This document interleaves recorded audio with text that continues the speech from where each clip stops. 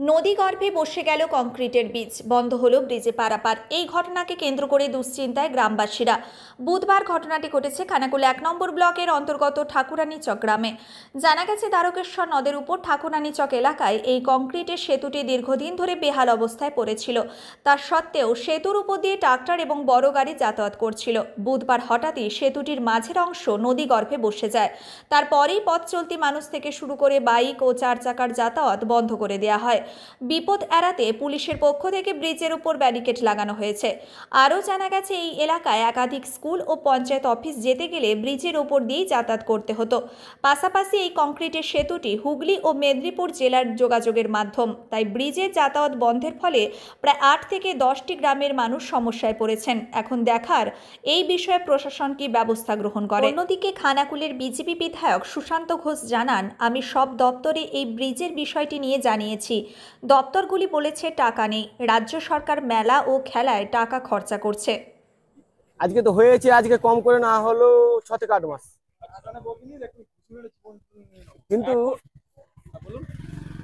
কিন্তু এটা পরিপ্রেক্ষিতে নিয়ে আসছিল, দরকার ছিল আমাদের। হঠাৎ করেই পঞ্চায়েত থেকে অনেক কিছু কার্যকলাপ করা হয়েছে। আজকে আমরা জনসাধারণ প্রেরণার জন্য রাখা হয়েছিল, কিন্তু মাঝখানটা ছাড়িয়ে দেওয়া হয়েছিল।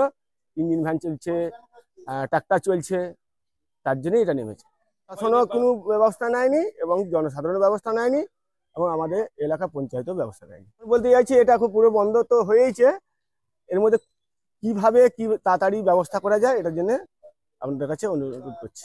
অসুবিধাটা মানে এমন অসুবিধা হচ্ছে, মানুষের পেট চালানো দুধদায়ী হয়ে যাচ্ছে। যাবে এখন সামনে বন্যা আসবে, বৃষ্টি হচ্ছে, নদীতে জল, অনেক কিছু সমস্যা দাঁড়িয়ে। পশ্চিম ঠাকুরানীচক পশ্চিম পাড়ার মানুষ আমি। ঠিক আছে, আমার কথা মোবাইল দিয়ে ঘুরতে হবে, আবার এখন 12 কিলোমিটার দিয়ে ঘুরতে হবে। এই খানাকুলে ধোপাঘাট ব্রিজ দীর্ঘদিন ধরে খারাপ হয়ে রয়েছে।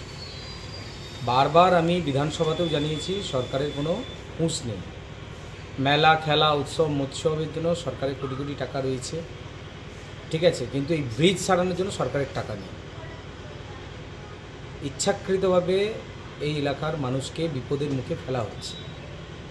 আমি কয়েকদিন আগে জেলা পরিষদে গিয়েছিলাম এই ব্রিজ সংক্রান্ত বিষয় নিয়ে, বিভিন্ন বিষয় নিয়ে। তো সেখানে রাস্তাঘাটগুলো খারাপ হয়ে গেছে, সেই বিষয়টাও রাখলাম, ব্রিজের বিষয়গুলো রাখলাম, কিন্তু ওরা বলছে কোনো ফান্ড নেই, কোনো টাকা নেই। মন্ত্রীকে আমি চিঠিও দিয়েছি। তো রাজ্য সরকার করছেটা কি? মেলা, খেলা, উৎসব মৎসব না করে এই এলাকার ডেভেলপমেন্টের জন্য টাকা খরচ করা উচিত সরকারের।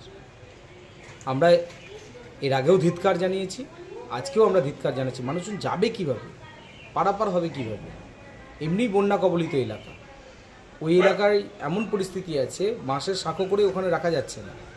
আমাদের পঞ্চায়েত থেকে বাঁশের সাঁকো করা হয়েছিল, কিন্তু সেই বাঁশের সাঁকো বেশি দিন রাখা যায়নি, কারণ এত স্রোত আছে নদীতে। তাহলে অবিলম্বে এই সরকারের উচিত কংক্রিটের ব্রিজের ব্যবস্থা করা। যদি কংক্রিটের ব্রিজ ব্যবস্থা না হয়, তাহলে আমরা একটা জোরালো আন্দোলনে নামবো কয়েকদিনের মধ্যে। শীততাপ নিয়ন্ত্রিত অত্যাধুনিক রেস্টুরেন্ট ময়ূখ রেস্টুরেন্ট। এখানে পাবেন চাইনিজ, পোলাও, বিরিয়ানি, তন্দুরি সহ সমস্ত রকম খাবার। এছাড়াও কাস্টমারদের সুবিধার্থে হোম ডেলিভারির বিশেষ ব্যবস্থা রয়েছে।